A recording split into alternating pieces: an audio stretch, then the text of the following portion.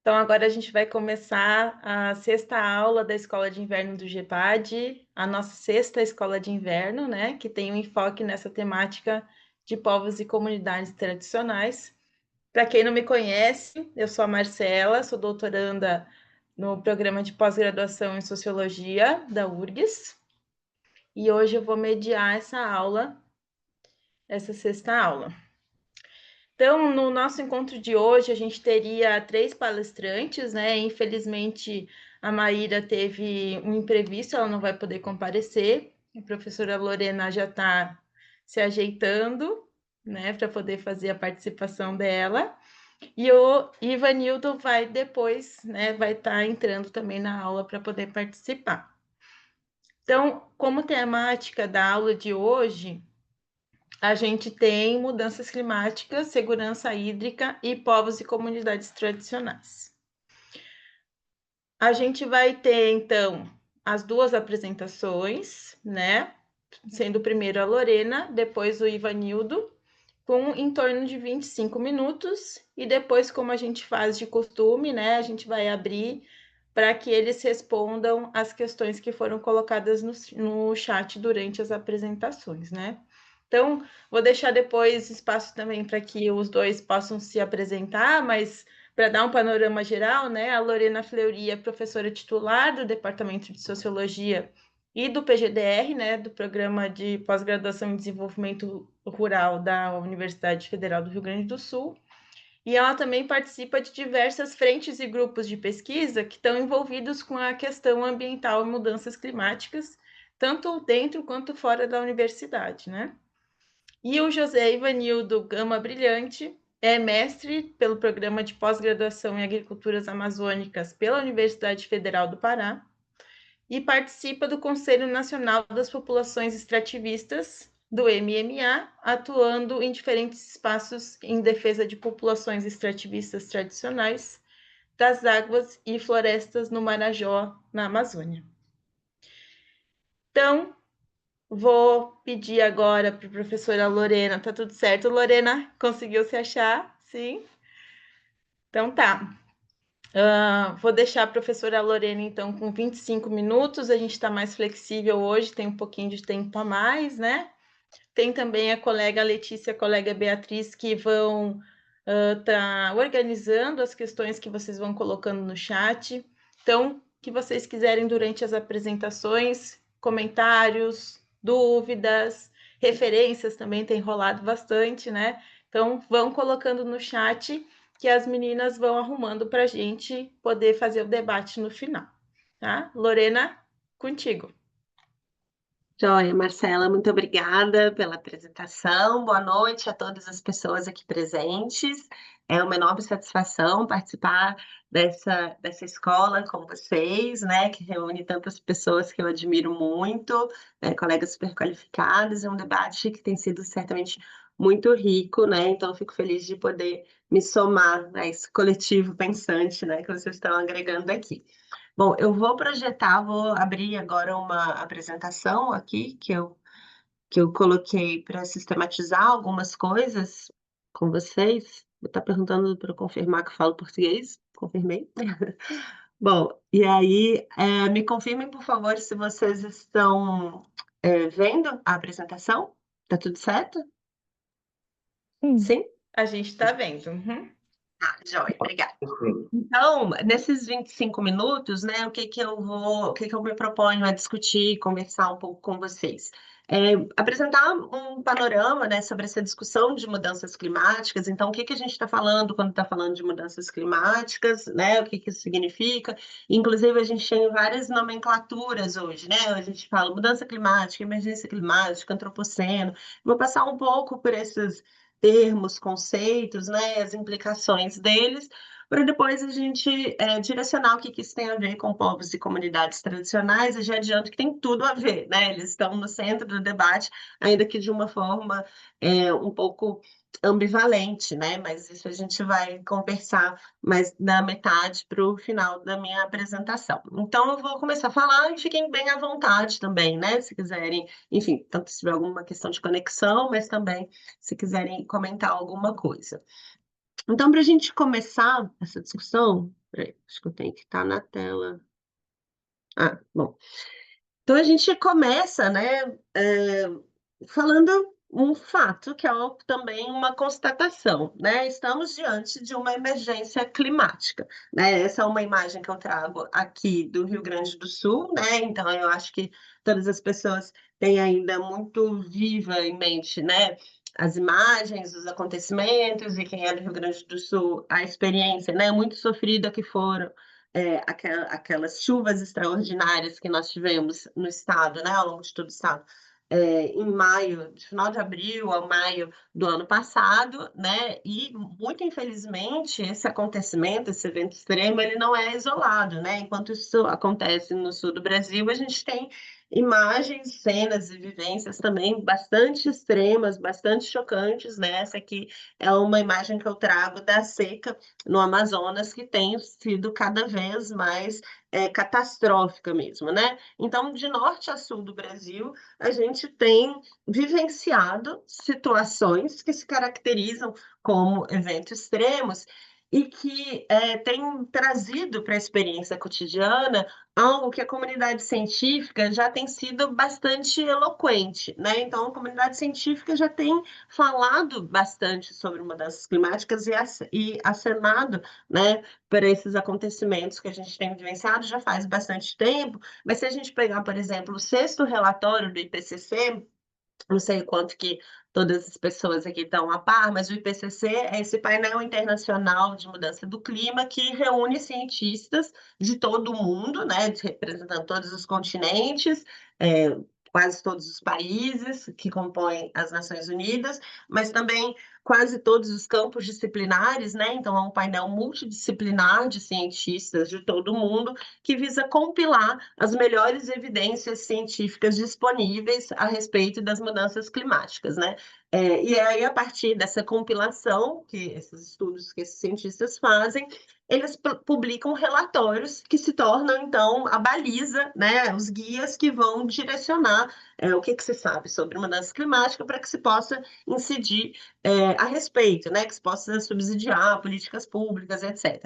Atualmente, os cientistas do IPCC estão fazendo o sétimo, estão trabalhando no sétimo relatório, né? Mas o sexto relatório, então, o relatório mais recente que a gente tem publicado, ele foi publicado no final de 2022, começaram a ser liberados os relatórios, né, os sumários executivos para incidência pública em 2023, e ali já afirmava, né, então esse sexto relatório, ele já afirmava uma frase que é muito, já continha uma frase que é muito categórica, né? Então o texto do relatório dizia que é inequívoco que a influência humana aqueceu a atmosfera, os oceanos e a superfície terrestre, né? A gente está falando de um relatório escrito por cientistas multidisciplinar, né? Um relatório multidisciplinar. Então, para a gente chegar numa palavra que tem a força de inequívoco, né? Vocês imaginam o nível de consolidação que isso tem que ter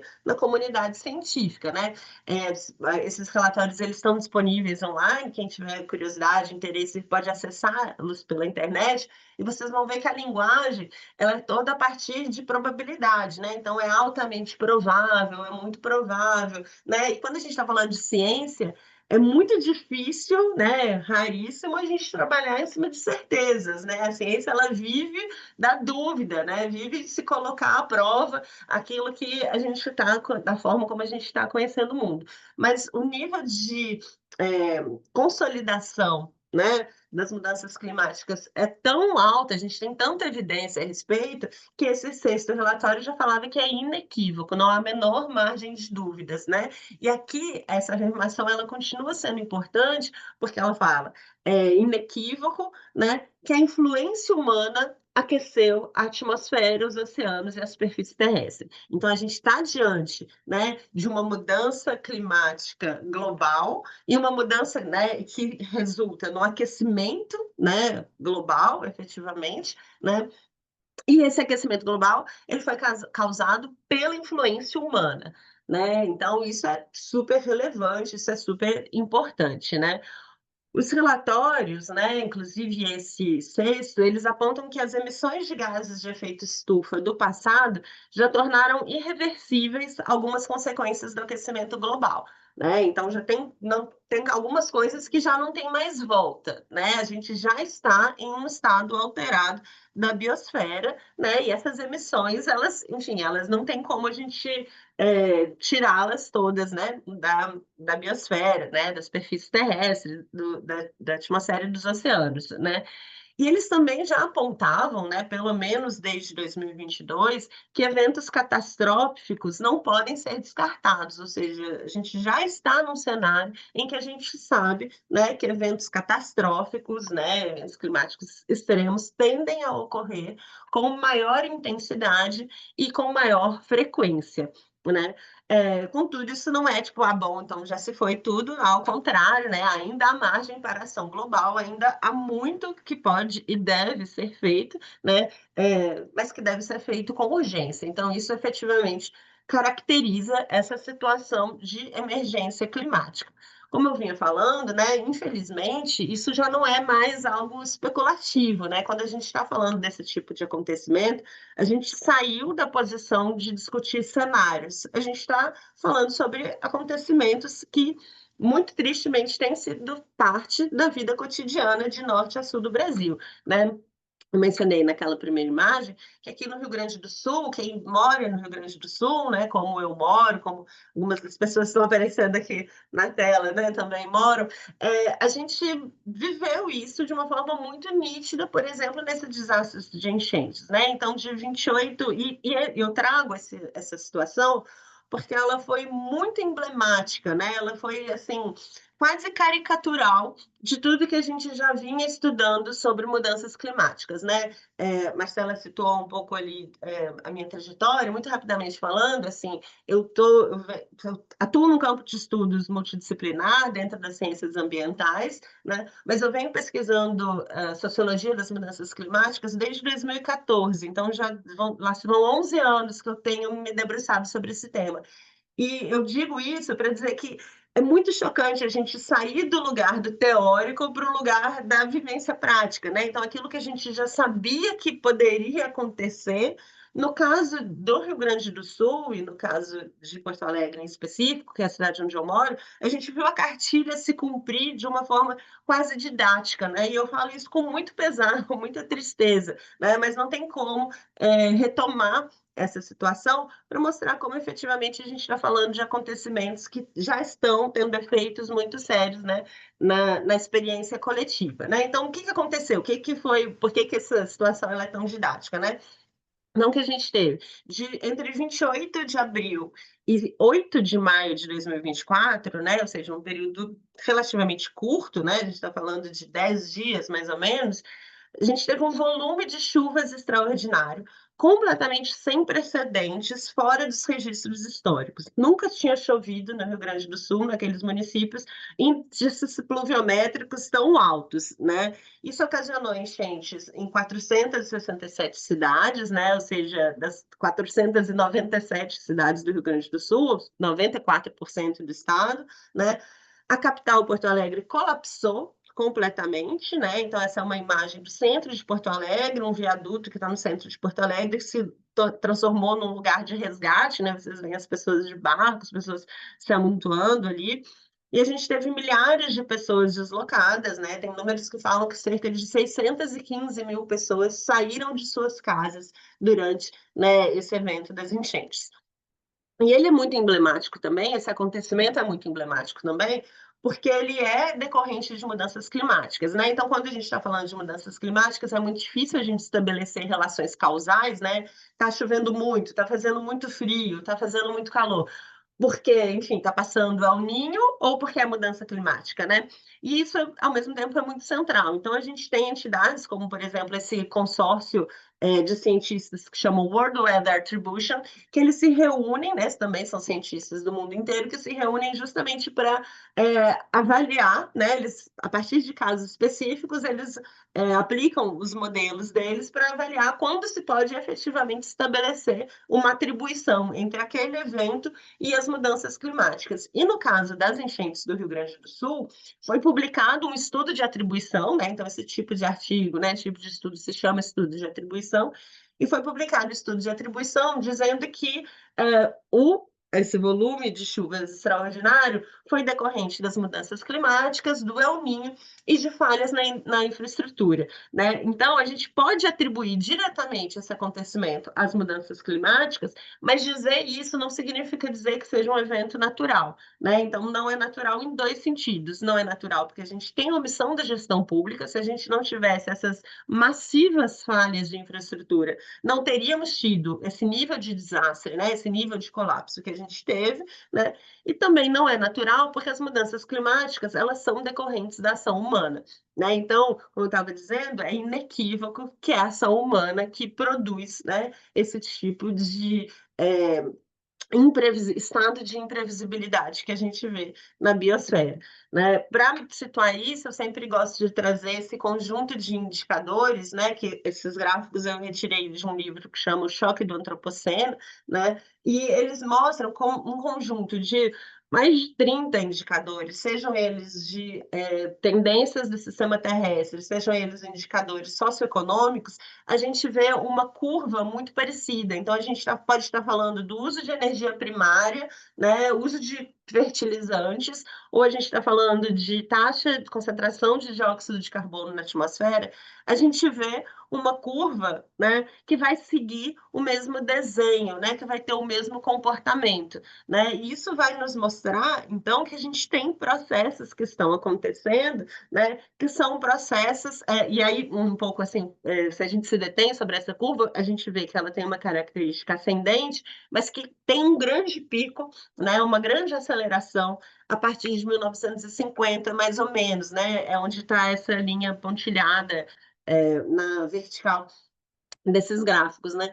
Então, o que que isso nos diz? Então, o que que acontece a partir de 1950? É quando a gente tem a aceleração também, a expansão dos projetos de desenvolvimento, né? Quando se consolida a ideia de desenvolvimento, né? E como força motriz das economias, né? Se torna baliza reguladora, né? E avaliadora das distintas sociedades, né? Então, não tem como a gente dissociar essa discussão sobre mudanças climáticas de uma discussão sobre desenvolvimento, né?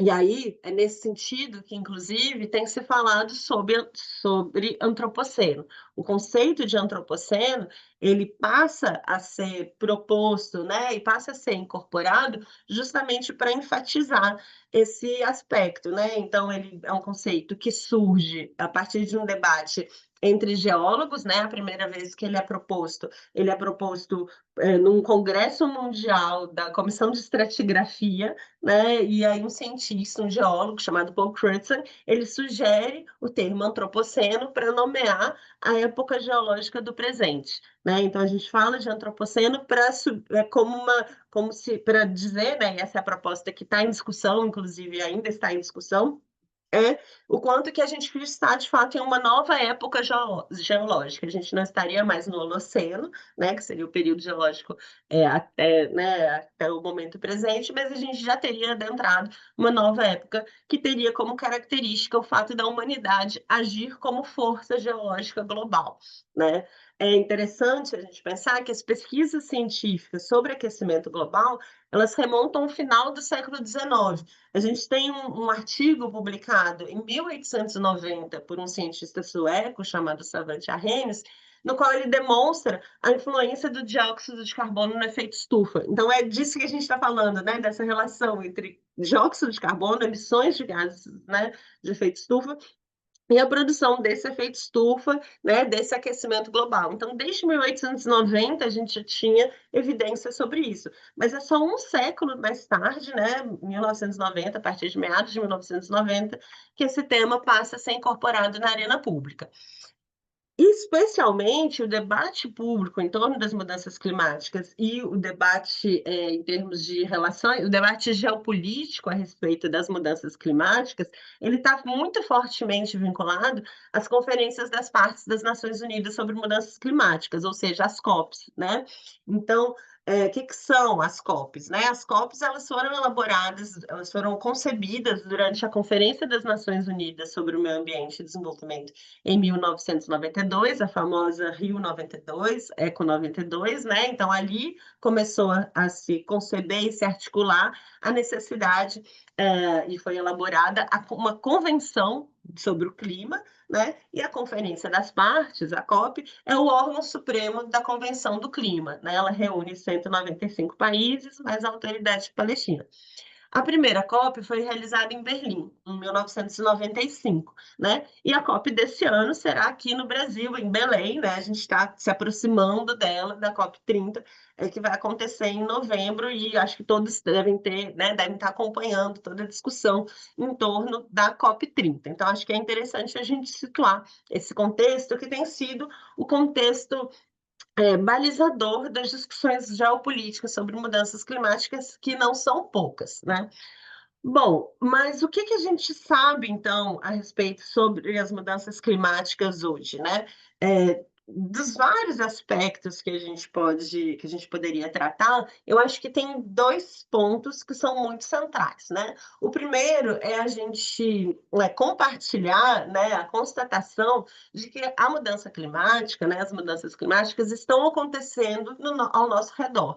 Por que eu digo isso? Porque muitas vezes, quando a gente vai discutir mudanças climáticas, parece que a gente está falando de algo assim, nossa, a gente tem que se preocupar com o futuro dos nossos netos, né? Ou assim, alguma coisa que diz respeito de um futuro, de onde a gente não quer chegar, e etc.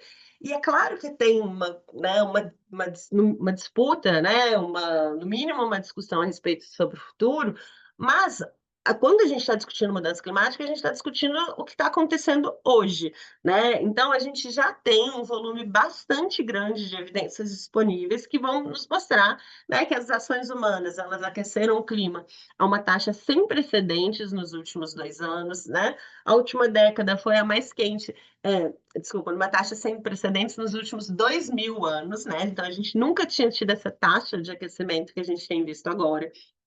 A última década foi a mais quente em 125.000 anos, né? Então, a gente está falando assim, de uma coisa realmente fora da escala da vida humana, né? Há evidências em todo o mundo de que a frequência e a intensidade de eventos climáticos extremos aumentaram, né? A gente já tem vivenciado perdas irreversíveis em função dessas consequências das mudanças climáticas, né? A gente já sabe, né, e eu acho que isso diz respeito de uma forma direta com as discussões que vocês têm feito aqui na Escola de Inverno, que a mudança climática, ela já afeta a produção e a disponibilidade de alimentos, particularmente para os mais pobres do mundo, né, expondo milhões à insegurança alimentar aguda, né, as secas e inundações agravam as crises humanitárias, tem gerado, inclusive, conflitos violentos, né, então, a gente já está em uma situação de mudança climática, e por isso as pessoas têm falado mais em emergência climática, inclusive, né? Nesse sentido de que não dá mais para esperar o que vai vir a acontecer. A gente tem que entrar em ação imediata, né?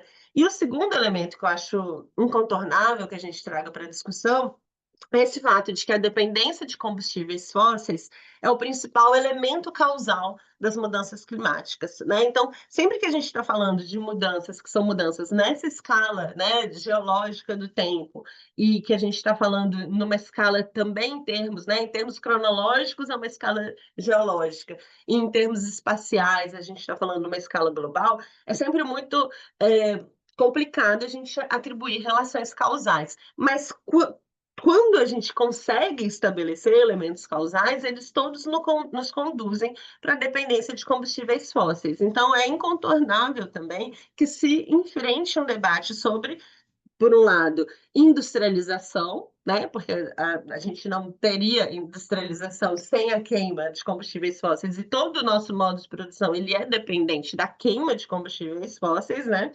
E, por outro lado, não tem como a gente dissociar essa discussão de desfossilização. E um terceiro eixo que está muito diretamente vinculado a essa conclusão, que é inequivocamente estabelecida, é a desigualdade ela inerente, né? Então, a gente tem dados muito sólidos que nos mostram que os 10% mais ricos contribuem com cerca de 35 a 45% das emissões globais de gases de efeito estufa, né? Então, a gente tem uma clivagem, uma desigualdade muito abissal. A população mais rica, né, os 10% mais ricos, estão emitindo quase a metade dos gases de efeito estufa que estão causando toda essa perturbação, né, na biosfera. Cerca de 2/3 desses 10% mais ricos vivem em países desenvolvidos, né? Então, a gente tem uma clivagem que é também geopolítica, né?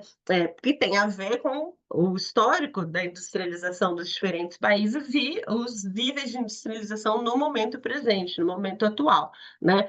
Agora, contudo, o aumento de chuvas fortes, ciclones tropicais, secas, vai forçar pessoas a deixarem suas casas, particularmente em lugares mais vulnerabilizados e com menor capacidade de adaptação, né? Então, aqui a gente tem um eixo que mostra a intensidade da desigualdade, né, na qual se constituem as mudanças climáticas, a emergência climática, né? Então, por isso que eu considero também que é fundamental que a gente sempre discuta mudanças climáticas à luz da injustiça ambiental, né? Então, as mudanças climáticas, elas são causadas por ação humana, como eu estou enfatizando aqui bastante, mas não é uma ação humana genérica, né? Não dá para a gente falar, poxa, seres humanos estão causando as mudanças climáticas, como se fosse, né, algo universal e generalizável, né? E, portanto, que seriam responsáveis, e estamos todos no mesmo barco, né? A humanidade está toda atravessando essa grande crise.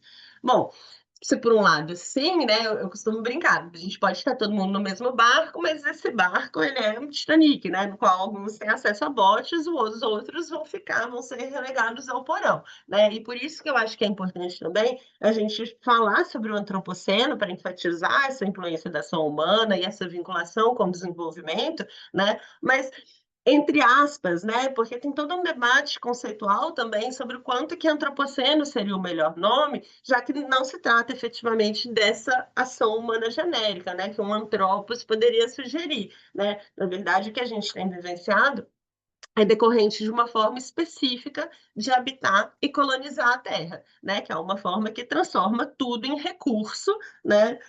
Que habita o mundo enxergando tudo que existe como recurso a ser explorado, né? E expropriado, visando o crescimento, né? Que é sempre um crescimento de alguns e não de todos, né?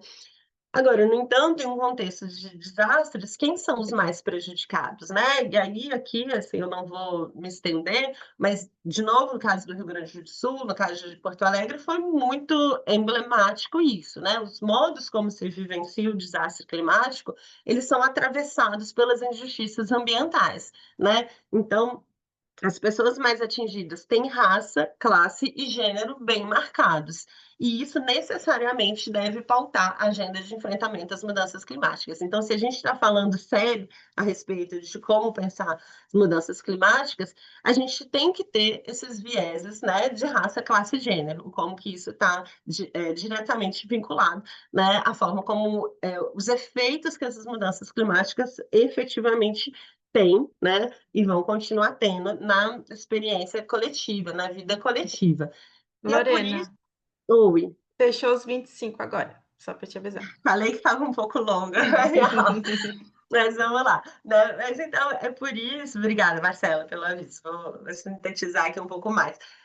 Mas é por isso, então, que os povos e comunidades tradicionais são tão centrais, ocupam um lugar tão central e tão estratégico, e como eu falei lá no primeiro slide, né, ao mesmo tempo tão ambivalente, né? Porque os povos e comunidades tradicionais eles são desproporcionalmente atingidos, né? Justamente em função das razões de raça, classe e gênero, né? A gente vai ver que as comunidades tradicionais, né? Seja a gente pode estar falando de comunidades quilombolas, né? A gente pode estar falando de comunidades ribeirinhas, beiradeiras, né? E até mesmo povos indígenas, né? Que não são exatamente povos, comunidades tradicionais, têm suas especificidades bastante importantes, mas nesse sentido estão juntos, né, na medida em que são desproporcionalmente atingidos, então a gente vê que seus territórios sofrem as consequências, né? São territórios, são pessoas continuamente vulnerabilizadas, né, em sua relação com o Estado,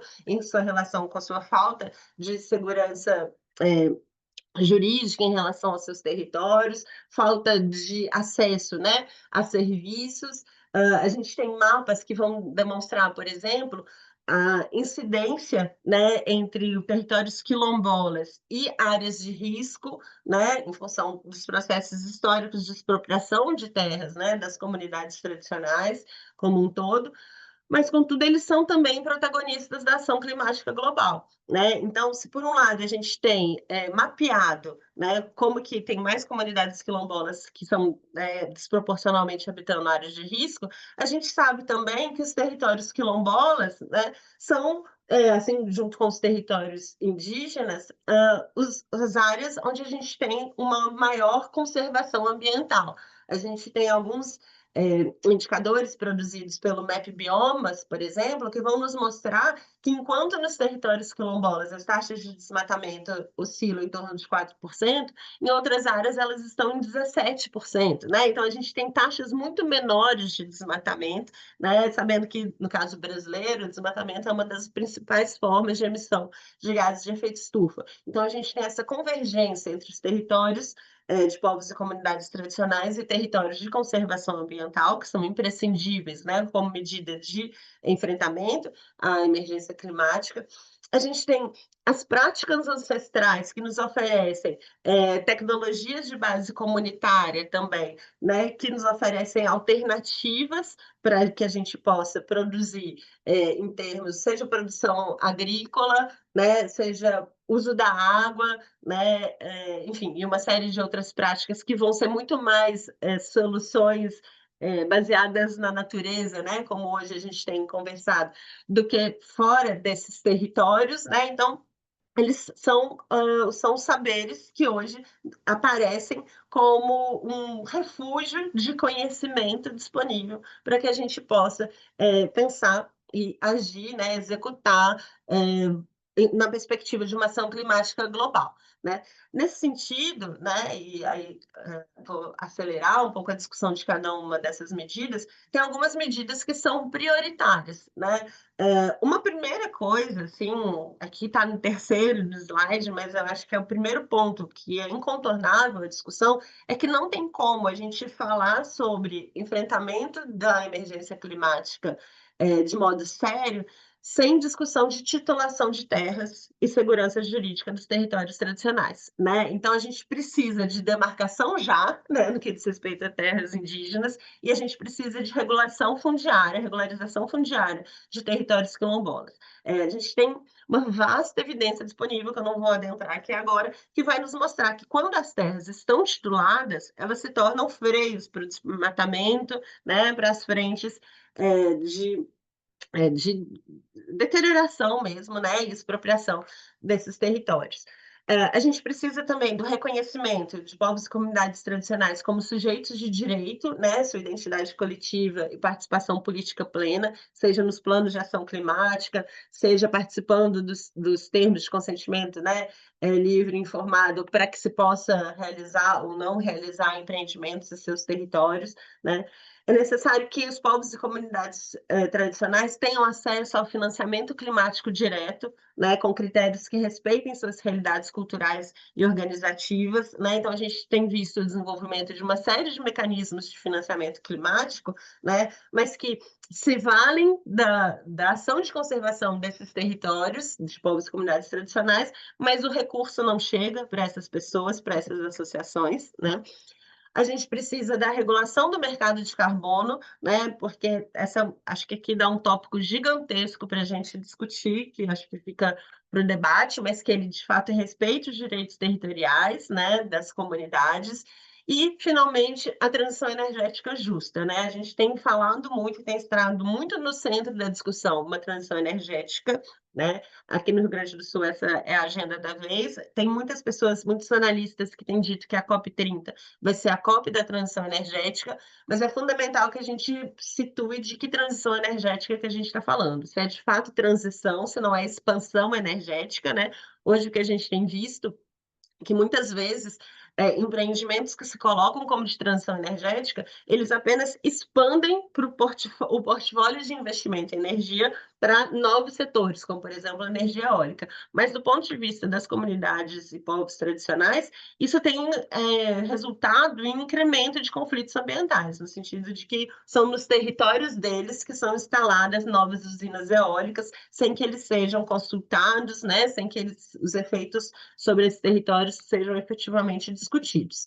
Enfim, acho que tem mais um monte de coisa que a gente pode conversar, né? Peço desculpa por passar meio acelerado, mas acho que era tanto assunto importante, né, que eu fiquei ainda um pouco na dúvida do que priorizar e fico à disposição para continuar a conversa com vocês. Obrigada.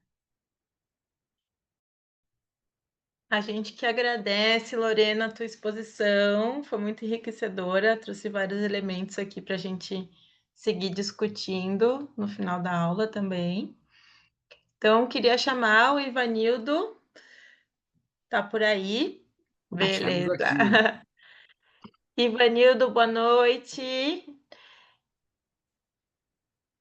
Boa noite. Agora estamos te vendo, maravilha. Eu vi que tu tem uma apresentação, vai querer colocar para gente? Eu não tenho muita experiência com essa plataforma, mas se Tem alguém um. puder passar algumas imagens que eu gostaria de mostrar. A Fabiana vai colocar para ti. Aí, deu certo, estamos vendo já.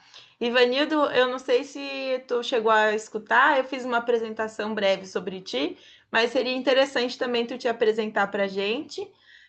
Tem 25 minutos de apresentação, eu vou avisar quando der os 25, só para a gente controlar o tempo. E quem Sim. quiser, quem se sentir à vontade, quiser colocar comentários, quiser trazer perguntas para o Prof. Lorena e agora para o Ivanildo também, o chat está disponível. Tudo Pois é, contigo. boa noite a todos e todas. O meu nome é José Ivanildo, mas eu sou bem conhecido só como Ivanildo. Ivanildo do CNS. Eu moro numa ilha, que é um território de uso comum aqui na Amazônia, que é um projeto de assentamento agroextrativista, muito similar a essa imagem que está aí na frente, que às vezes as florestas escondem que debaixo dela tem gente. Meu local de fala é do movimento das populações tradicionais extrativistas, com palafita na beira do rio, nossas moradias. Na região da onde eu venho, sofre influência das marés. Ela sofre influência das marés de forma sazonal e diária, no movimento que chega a 3, 4 metros ao dia, no período da cheia, e um movimento que é mais cheio, mais baixo, mas são áreas alagadas de várzea.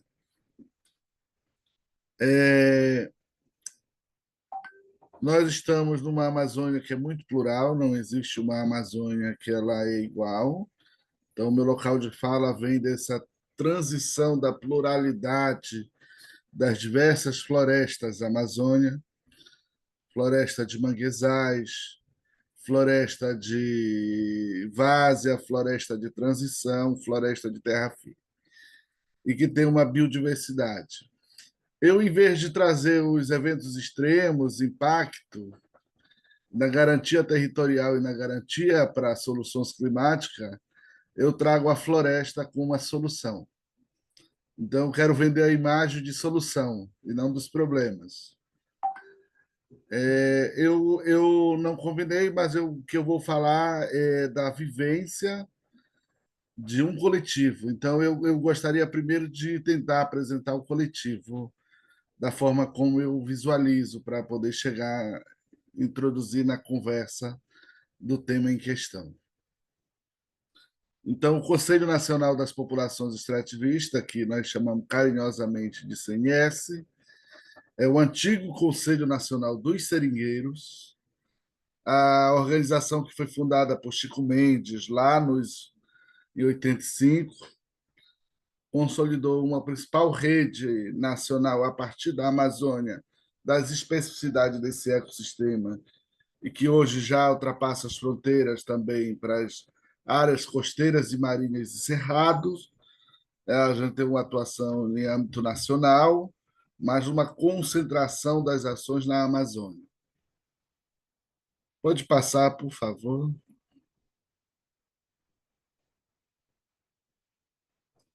Então, uma frase que ela atravessa nossas mentes e corações é que a morte da floresta é o fim de nossas vidas.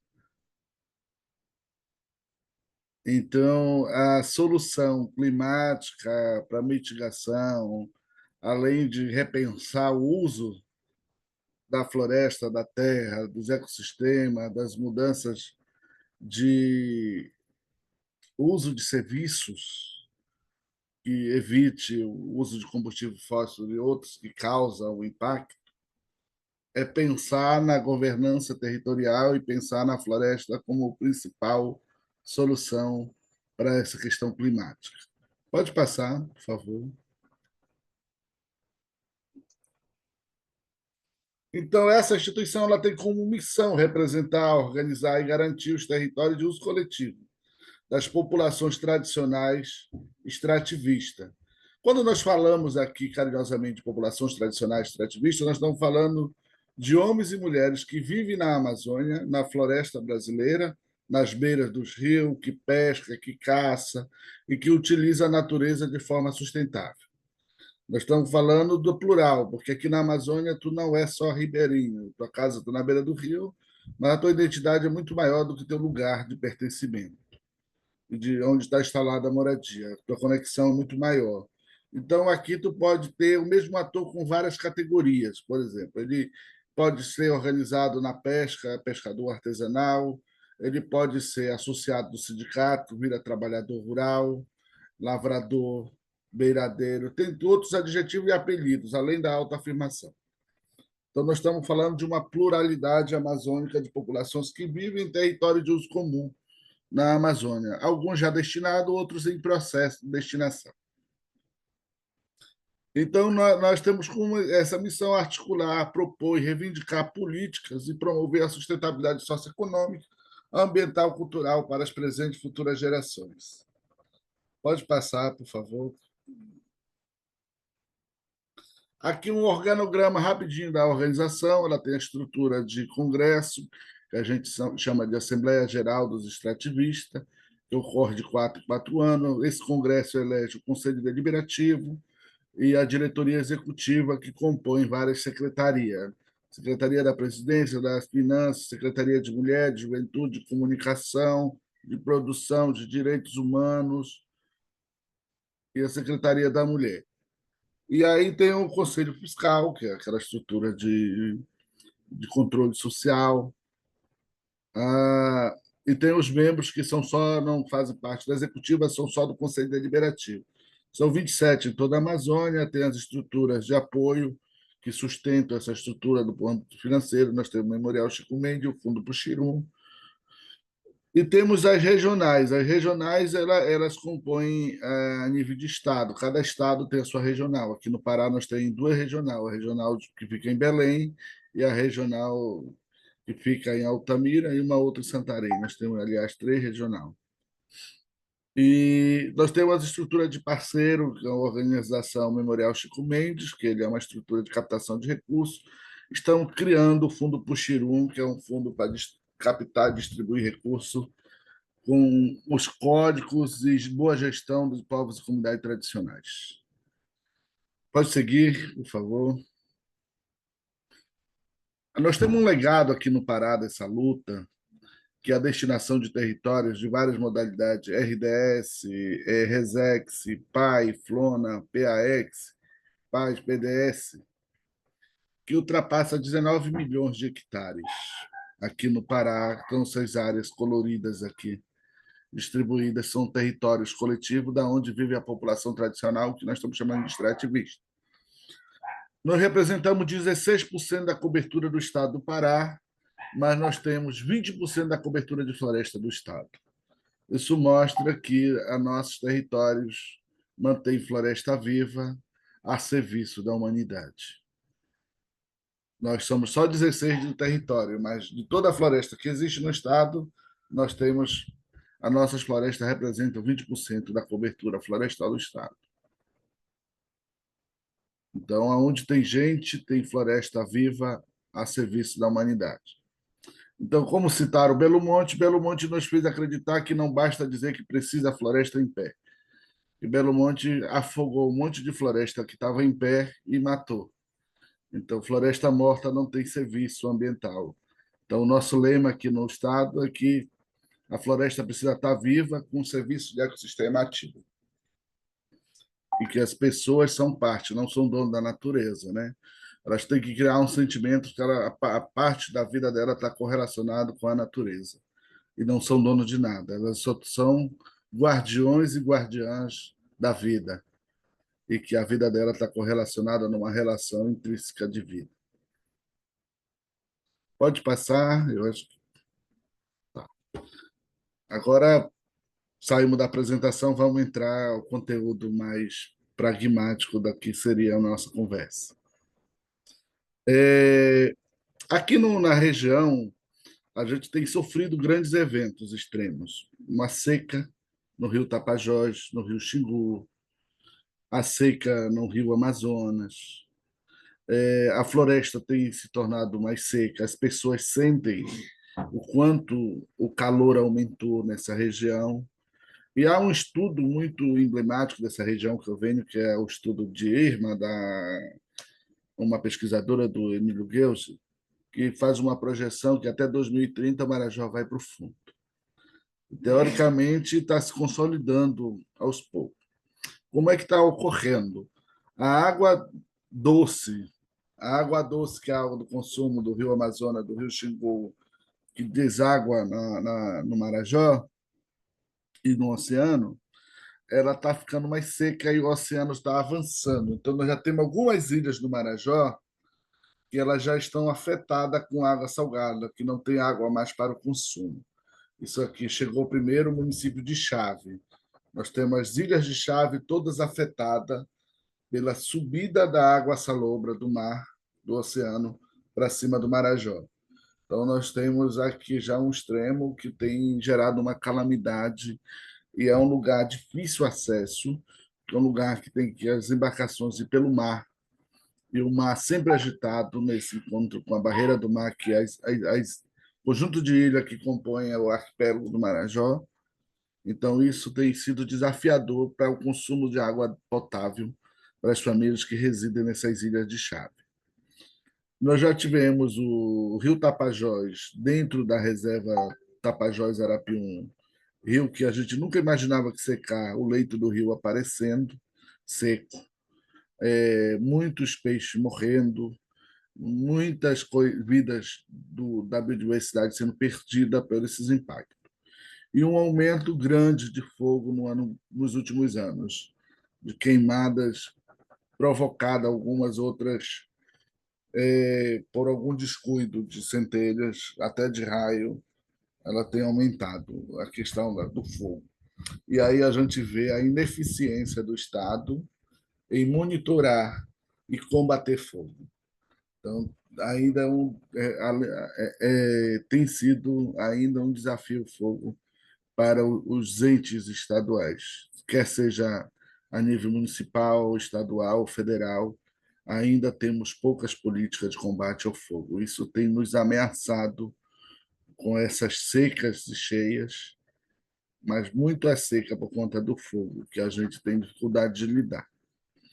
E ainda temos na nossa tradicionalidade, mesmo fazendo acero, o uso do fogo como uma única tecnologia para limpar as roças de consumo de farinha, e mandioca e os subprodutos agrícolas que compõem a cesta de produtos da sociobiodiversidade aqui na Amazônia. Então, é desafiador para as populações tradicionais ainda o controle de tecnologias que substituam o fogo para limpar a roça. Apesar de maior parte da cesta ela vir da agroecologia integral, que é o enriquecimento de floresta, que é o enriquecimento de quintal onde não usa fogo, e a oferta de frutos que o rio dá e a floresta também dá, que compõe a base alimentar das populações que vivem daí na floresta. Mesmo assim, essa questão do fogo, que a mandioca é um dos grandes produtos de consumo local e regional, para ser substituído por tecnologias que não permitam o uso do fogo. Mas, por outro lado, o que tem nos animado é a capacidade que as populações tradicionais têm de se mobilizar em torno da proteção da floresta. E nessa luta territorial, que eu acho que o CNS apresenta como legado, que é demarcar áreas coletivas. Mesmo na prática, o uso sendo individual, conforme a estrada de seringa, o igarapé, o uso, mas a governança territorial passa a ser coletiva, ou uma reserva, ou um assentamento, ou um PDS. Então, nós acreditamos que nós evoluímos nessa maneira de construir ou propor ao Estado brasileiro uma reforma agrária da agroecologia integral, como disse o Papa Francisco. Essa governança onde as pessoas não se sentem dono da natureza, mas elas se sentem parte e que ela começa a manejar esse sistema de vida, aproveitando e aprendendo com a capacidade que a natureza nos permite a usar os seus recursos. Então, esse modo de lidar com o espaço, ele vai fazer toda a diferença no enfrentamento e combate. Porque as mudanças climáticas, além de ter cor, gênero e raça, mas ela vai atacar todo mundo, mesmo aqueles que têm dinheiros. A gente viu o que foi o coronavírus, que pode ser fruto de um impacto de grandes eventos causado por esse desequilíbrio. Mas podem ter outros eventos, o próprio Rio Grande do Sul. Nunca imaginávamos que ia ter uma cheia no lugar que não tinha água tanto quanto chegou de uma vez só. Então, pensar na Amazônia que temos maior volume de água, se não tiver floresta e se não tiver campanha de pensar um sistema de esgoto sanitário para as cidades das beiras do rio e nas embarcações, logo, logo não vão ter água potável para o consumo na maior bacia hidrográfica de água doce do mundo. Então, nós temos que pensar na governança territorial, de proteção das florestas, das nossas matas ciliares, e tudo que protege para manter os rios vivos, mas repensar o uso do plástico para quando vai navegando sobre as águas, para repensar o esgoto sanitário do barco, para repensar as cidades que jogam seus esgotos sobre o rio como se fosse o rio lixo. Então, nós temos que pensar em estratégia de governança territorial e repensar o uso das pessoas sobre a navegação dos rios, o direito de ir e vir das pessoas, mas como substituir também os combustíveis fósseis derramados sobre nossos rios. E também os coliformes fecais jogados direto nos nossos rios, quer seja pelo esgoto sanitário dos navios, dos barcos menores de madeira, e quer seja pelos esgotos das cidades. Por exemplo, cidade como Belém, que é a cidade da COP, ainda não tem esgoto sanitário decente sem jogar no Rio Guamá. Tu imagina as outras pequenas milhares de cidades que aqui no Pará nós estamos falando de 144 municipalidades. Só no estado do Pará. Tem o estado do Amazonas e os outros estados que compõem a Amazônia. Aqui na nossa região do Marajó são 17 municipalidades, sem incluir Belém, que para mim Belém é Marajó.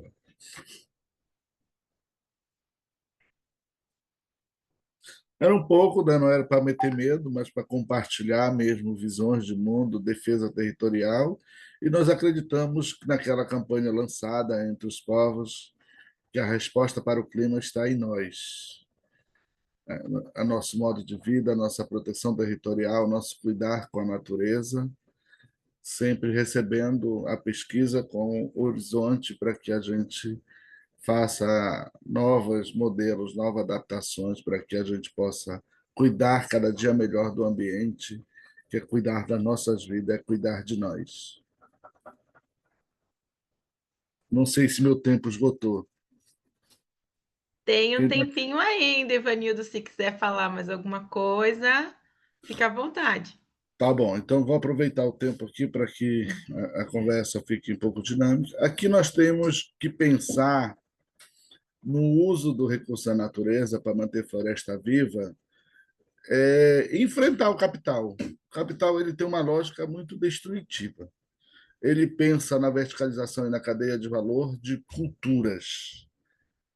Quando ele pensa castanha, ele quer castanizar a floresta. Quando ele pensa andiroba, ele quer andirobar.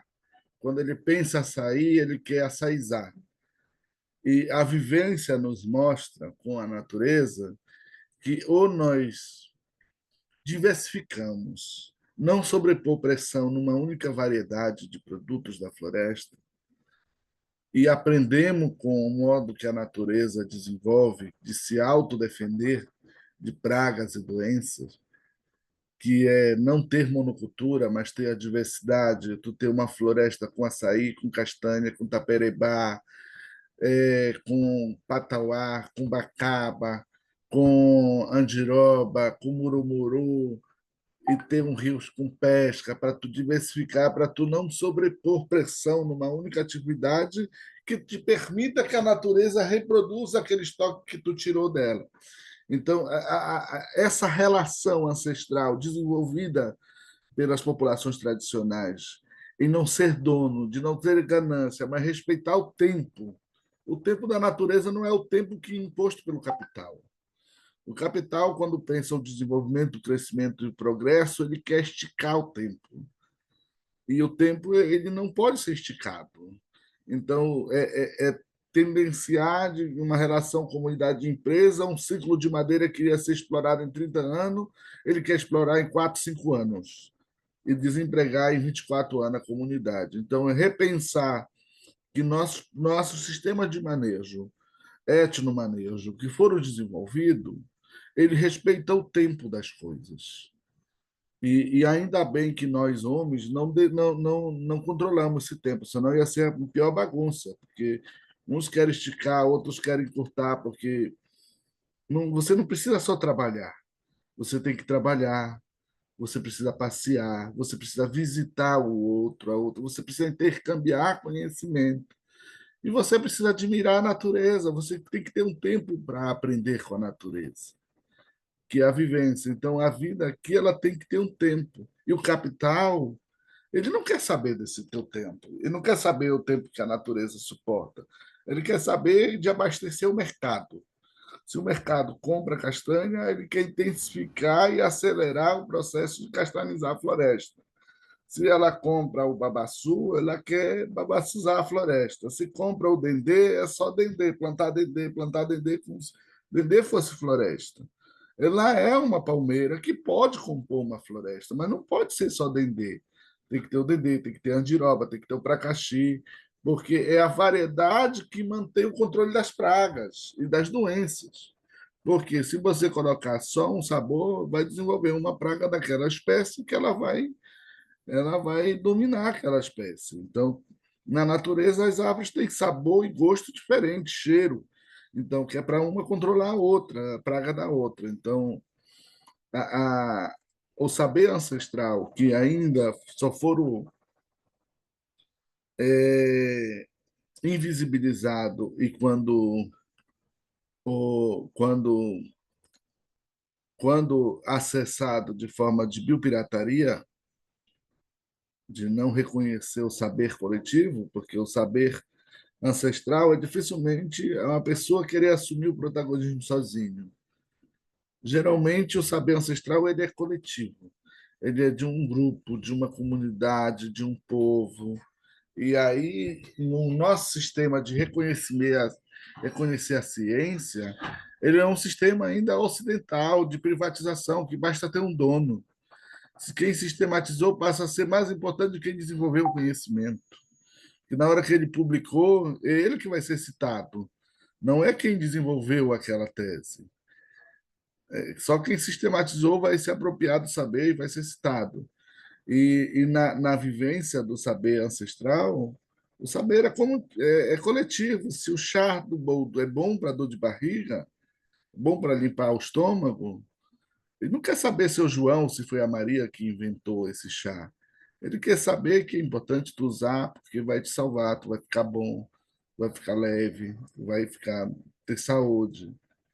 Então, nós precisamos repensar uma maneira nessa questão de clima, de como absorver o saber ancestral coletivamente dentro das estruturas do conhecimento como ciência, como ele é uma ciência comunitária. Só que a nossa estrutura de plataforma da academia, da ciência ocidental, das instituições de ensino e pesquisa, ela vem viciada em patente individual, do saber como se fosse possível individual, no máximo um grupo muito restrito de pesquisa. As plataformas dela ainda não conseguem absorver o saber coletivo. Acho que a gente precisa repensar sistema de reconhecer o conhecimento ancestral com relação às soluções climáticas. Perfeito, Ivanildo. Eu acho que vai surgir questões de pergunta, porque eu trago uma outra abordagem, talvez, que não já está muito surgindo, já está academicista. surgindo.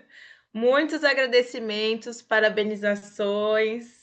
O pessoal está gostando bastante das duas palestras, com certeza.